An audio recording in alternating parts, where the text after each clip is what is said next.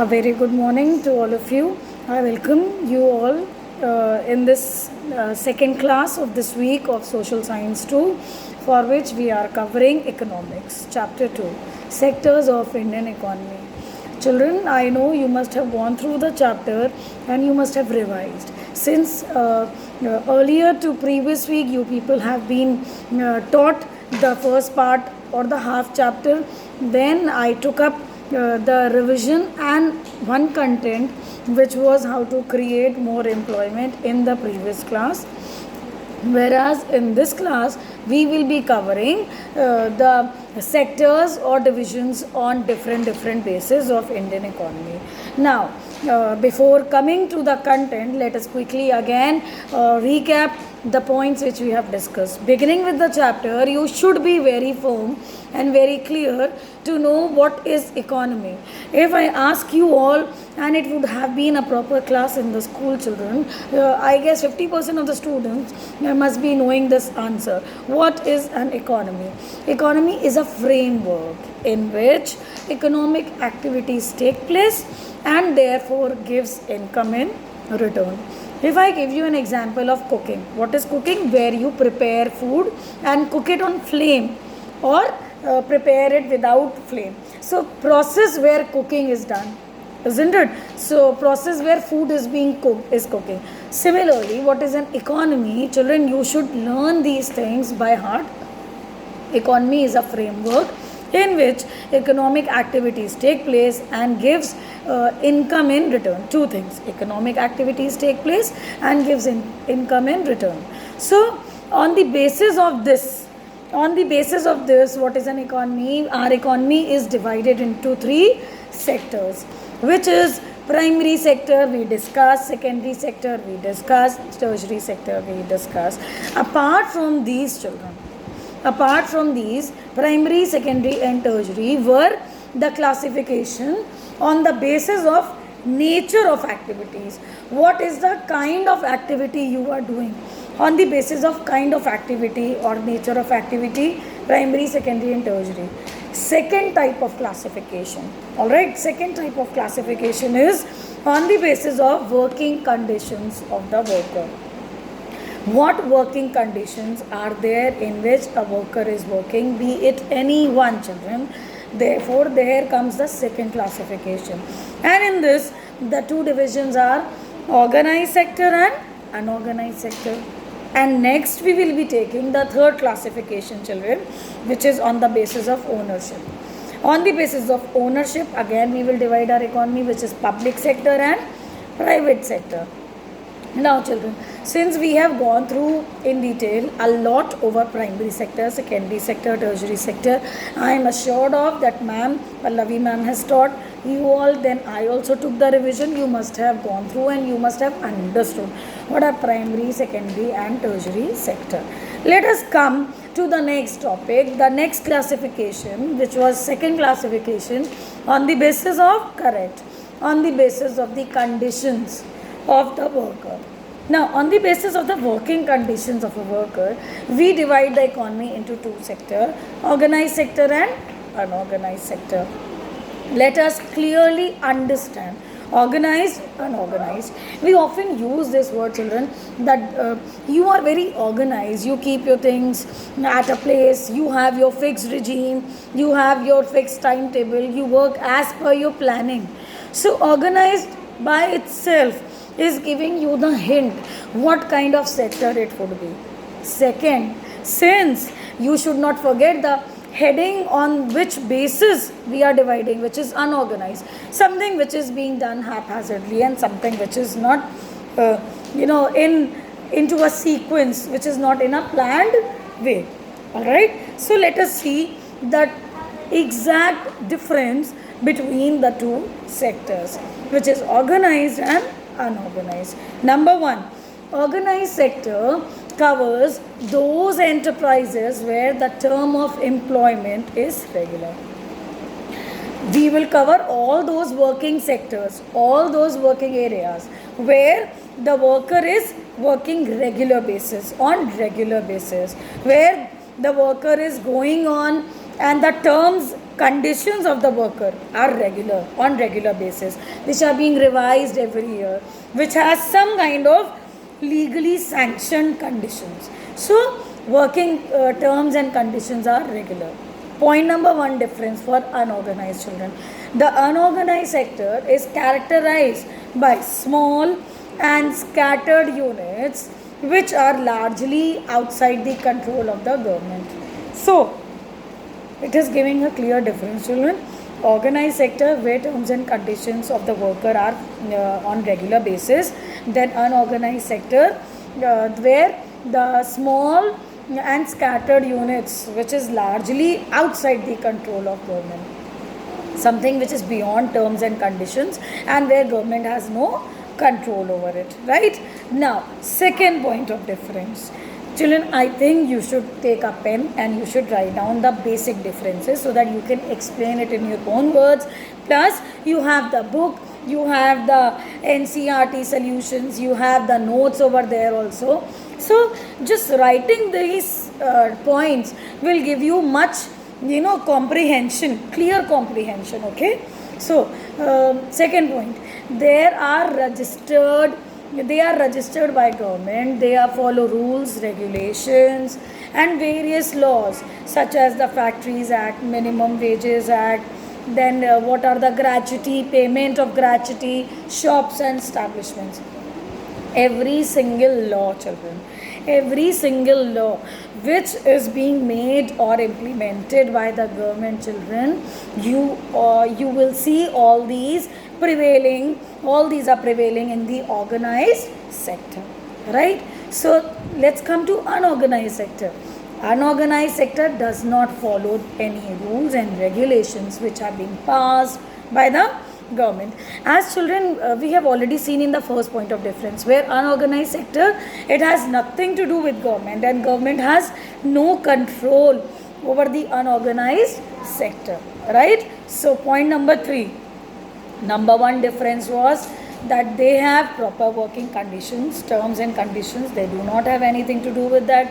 Second, all the laws, regulation implemented by the government are being followed in organized sector. Unorganized sector has nothing to do with that. Point number 3, workers in the organized sector are paid according to the prescribed scale. Prescribed scale means a prescribed form of payment is already being laid down. For example, teachers will be giving a prescribed form of salary. The schools cannot give the salaries on the basis of their own. Whatever the government has prescribed, the basic norms, they are going to get, right? So everywhere you see the different multinational companies, the offices, the software companies, everywhere whatever prescribed form of salary is there, the companies have to follow that. Whereas in unorganized sector, most of the jobs are low paid and of course are not regular. So in unorganized sector, children, most of the jobs are low paid and they are not regular. Not regular means a person can be called when there is work, while a person will be sent off to work when there is no work. For example, you say these boutiques or somewhere when lockdown is going on, children, do you think any orders will be given to these stitching companies and so these boutiques which are hiring workers on per day wages? So they won't be called because there is no order for stitching. Why will they call the workers and when there is no work? So these workers are not being called. Therefore, their working conditions are not regular. Hence, these workers, the laborers, all these are coming under unorganized sector. Fourth point, they get annual increment, other allowances, children, then such as provident fund, payment during holidays, medical benefits. You see, you have travel accomplishments, whatever, as per your profile, as per your job profile and performer. The company gives you all these allowances, benefits, annual holidays, Sundays are off. Whereas in unorganized sector, you see laborers, workers, maids, they are not having any kind of regular working conditions. There is no provision for overtime, there is no leave, there is no holiday, leave due to sickness, medical leaves, all these do not fall in this category. It is very simple to understand. Things which are planned, things which are going as per the government's guideline, things where the people are getting benefits from their company, they have regular, authorized, legally sanctioned jobs, are enjoying these benefits, while the unorganized sector, the workers are not getting these benefits, children. Alright, so they can form trade unions for organized sector. Obviously in industries and all, you see workers who are legally sanctioned, who are legally authorized, getting proper salary, they can have trade associations, they can have trade unions, whereas in unorganized sector they cannot have trade unions. Where will you find these stitching masters going for any association? No. So there is no form of trade union, children. So this is the basic difference between organized and unorganized. Now, workers under unorganized sector need protection.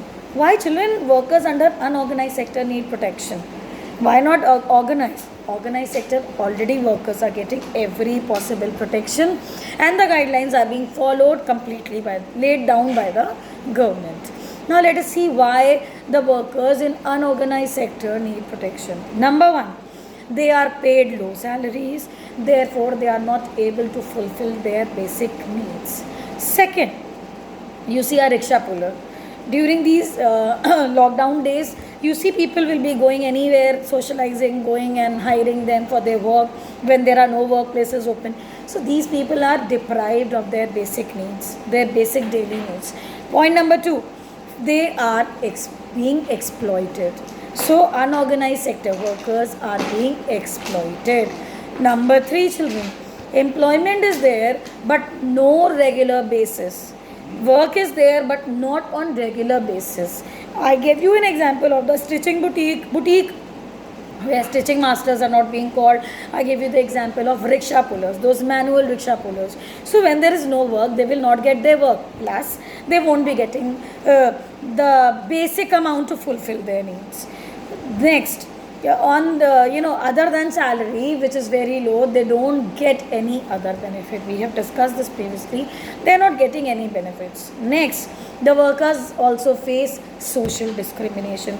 Children, for example, you are going to a boutique to get your stitching work done.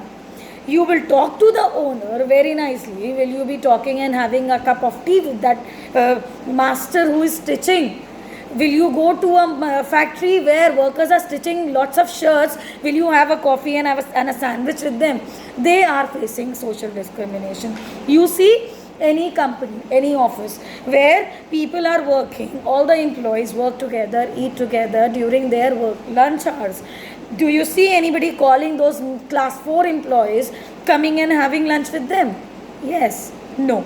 So they are facing social discrimination.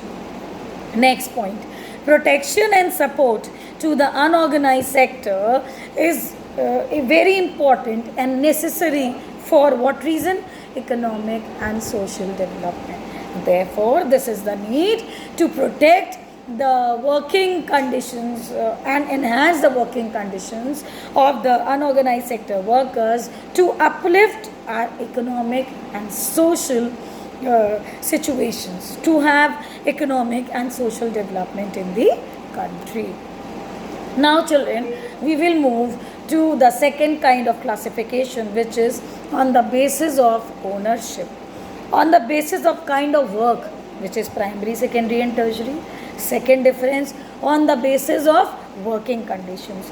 Always remember the reason behind you are studying the topic. For example, classification on the basis of working condition. Quickly you will get to know organized and unorganized. And the last division on the basis of ownership. Who owns what? Public sector, private sector. From the name you will get to know public sector owned by the government, private sector owned by individuals. This is the first important basic difference between the two. Point number 2, the work with the main motive of providing services to the public. Public sector has the main motive of providing services to the public. You see government officers, companies, everywhere people are working so that we as the citizens of that country get that benefit and the work reaches out to us. So this is the motive of public sector. Private sector. The private sector's motive is to earn profit. Correct. So these 2 points are clear. Owned by government, owned by individuals. Motive is to provide services to the public, whereas their motive is to earn profit. Point number 3. It is guided by objectives like development of backward regions, creation of employment, and equal distribution of wealth. Public sector has these important aspects as a set criteria.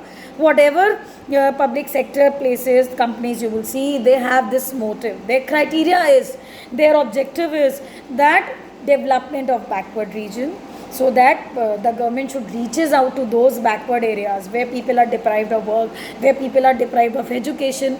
Therefore, public sector will go and set up schools, government offices, then industries, so that people should get work. They are not deprived of any work, they are not deprived of education. So the wealth is distributed equally. The country's wealth will be going equally to the other areas also. If development is confined to some places, the wealth cannot be distributed equally, children. Alright? Sorry, the phone got disturbed. Then children, the difference in private sector is, in this sector, social objectives are not important. Socially, they are not working because their main aim is for earning profit, and it is owned by an individual. An individual is going to think for the benefit of himself. An individual won't be thinking to let the country earn profit on his working conditions. Therefore, the social objectives are not applicable in private sector. It is subjected to the strict financial controls of the government. Right? And last point, which we will see examples. Railways, government sector. Air India flights, the transportation, Air India company by government. LIC, banking sector by government. RBI, Reserve Bank of India by government. And all these are government related agencies. And very important, FCI. You all have studied FCI in class 9. Food Corporation of India, which is related with those ration shops. I know you must have got that in your mind. So all these examples lie in public sector. Let's see the examples of private sector. Private sectors have Reliance Industries, then Tata and Iron Steel Company, etc. So all these are private sector. Now, let us see the important characteristics of public sector. Number 1, owned by government. Number 2, children provide facilities to workers like fixed employment, fixed working hours. The main aim is to provide public welfare. The atmosphere, the working atmosphere is more easy, is more relaxed. Then examples you all have discussed. Private sector, same points which we have discussed as difference, they have been highlighted here as the characteristics. Number 1, organized by private individuals, more opportunities for promotion of the company, no fixed employment, no fixed working hours. You see, private companies are calling their employees on regular basis. Even if they are getting work from home done, they are exploiting their employees. More efficiency than public. Since it is a private run agency, efficiency is more in private sector, and the main aim is to make profit for themselves. So children, this was the basic difference and the main characteristics of private sector and public sector. To summarize today's class, we have seen what is an economy, then what economy has to do with a country. Then we saw the divisions based on kind of work which lets people earn income. Then division of economy on the basis of working conditions. Then we saw division of the economy on the basis of ownership. So for now, this much is there for today's class, so that you read the chapter again and understand the content. I am attaching questions related to this explanation which you need to note it down in your fair copies, children. And children, this is my humble request that please go through the videos carefully. Do not skip the explanation so that you need to know the content better. And do the work which is given. Thank you so much, children. Have a nice day. Take care and be safe. Bye-bye.